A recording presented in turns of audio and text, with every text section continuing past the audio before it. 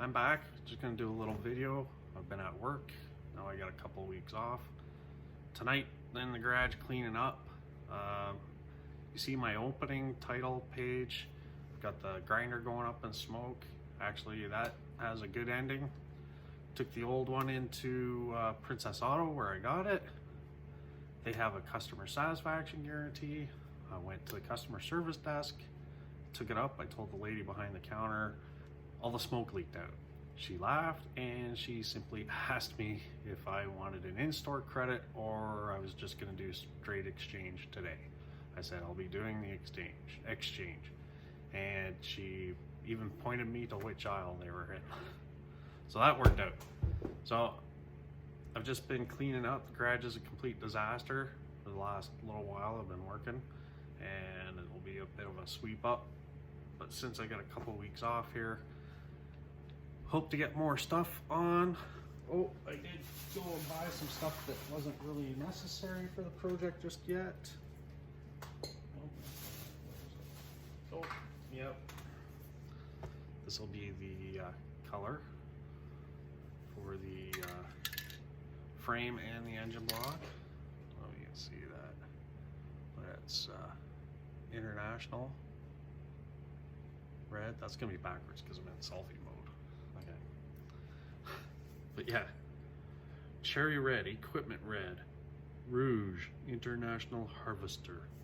So okay, they can put, instead of in English they have to put equipment red. This is funny, I didn't notice this till just now. In French, en français, it is rouge, or in brackets, rouge international harvester. I guess that would be harvester. You gotta drop the H. Same old. That's what I was looking for. I've seen this color before.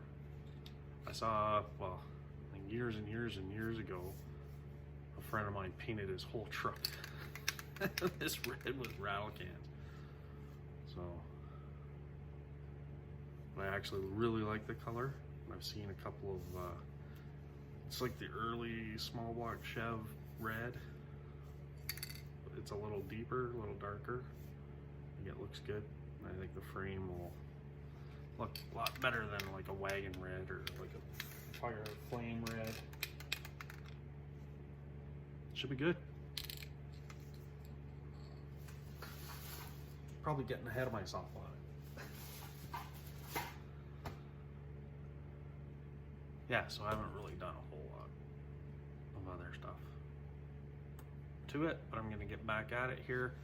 I want to get the front tube across the front frame horns, get that welded in, then I can grind off the brace I welded in, move the brace back, and shorten up the rear of the frame, and do some kind of mock-up while I'm doing that. I'm gonna mock it up, figure out where I wanna cut the back of the frame off, and then decide if I'm going to use the Model A cross member or just shoot another piece across the back. I've got some of the 2x2 tube that I can use. I can use that as a spring mount across the back of the frame, maybe. I'm thinking that's what I'm going to do, because the frame will actually be narrower at the back than what it is right now when I shorten it, because I'm just going to cut it off. I'm not going to, so when the Model A frame tapers, so it's a trapezoid, you know, it goes out, it's wider at the back, so the cross member where it attaches, when I shorten it, it'll be sticking way out. But I'll figure that out when I get to it, whether I trim it. Okay, here, I'll show you what I'm talking about. So the frame, these frame rails narrow in, come in on an angle, so that's not a 90 right there. So when I bring it back here further, it's actually going to be narrower from here to there. And then this is, the Model A cross member kicks up across the back. I go straight across, that'll push the spring down and actually bring the back end up. If you look at the cookie car, it's got like a 7-inch spacer under this cross member that sticks down. Great big chrome spacer, and it's got a hoop on it. And he's got that Model T springs. So I can go just straight across. I won't need to put a spacer in. I think it'll just be, instead of trying to trim and fit, making sure that Model A crossmember is centered between the rails and everything, I can just whack a piece in. Even if I go underneath or notch it up into here, notch it up into the frame rail here, when I shorten it up, and then I'll be able to weld it all the way around.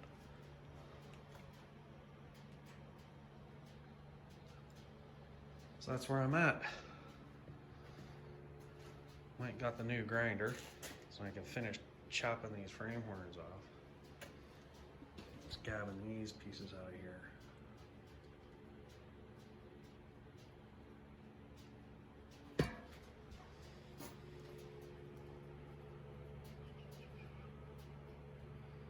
I want to start gluing stuff back together. A couple of weeks, I've got a friend coming down. We've done a trade for my 18 Roadster body there, and for a bunch of parts that I need for this frame. An F1 steering box and pedal set, and a few other little bits and bobs. Should be cool.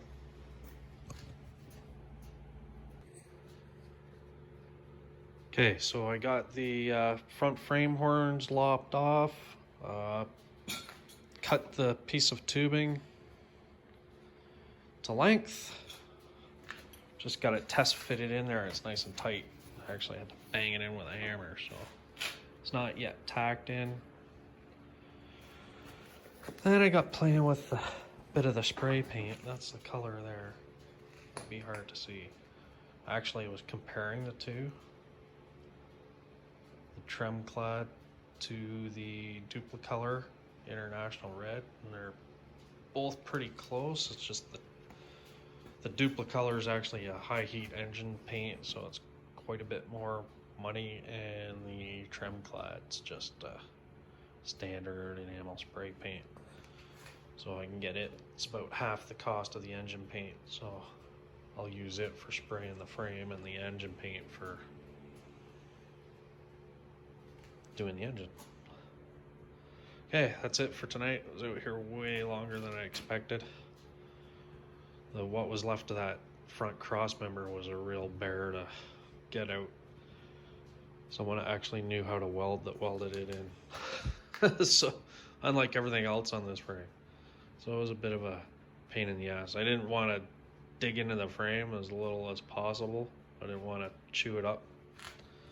So I'm gonna have to trim these ends down, take like a pie cut in here and cut across the top here, because that way, and then you can round this off, and then what you do is you pound this down and then weld it along, and you use the frame to trap this new suicide mount.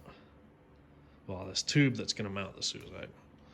But you trap it in here on the ends using the frame rails, pinch them down.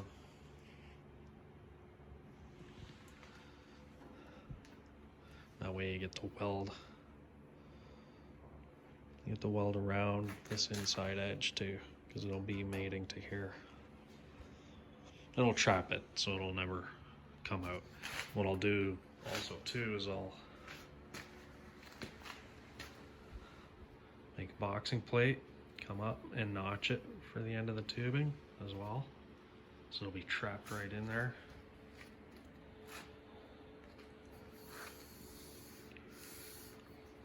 Then I got fine center and make up a suicide mount plate off the front with a spring.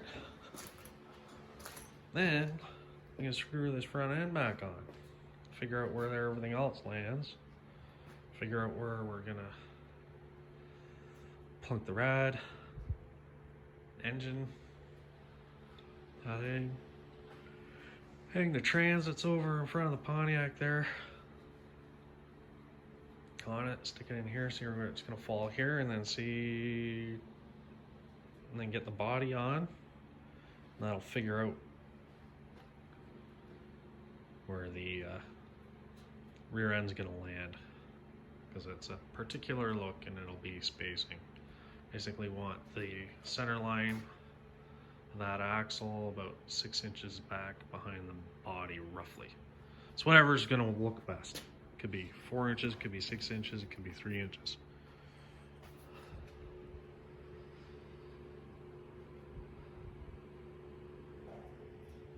Okay, that'll be it. Time to pack her up and go in. I'm also hoping while I'm off to do a video, I'm gonna replace the driver's side door glass on the Pontiac. So I get to that. I gotta get this frame mocked up and on the ground, and then I can get that door open and get to that glass. I'm thinking I'm gonna shoot that, because might be neat to see. Okay, thanks, good night. Hit the subscribe button, hopefully. And thank you for watching. Bye.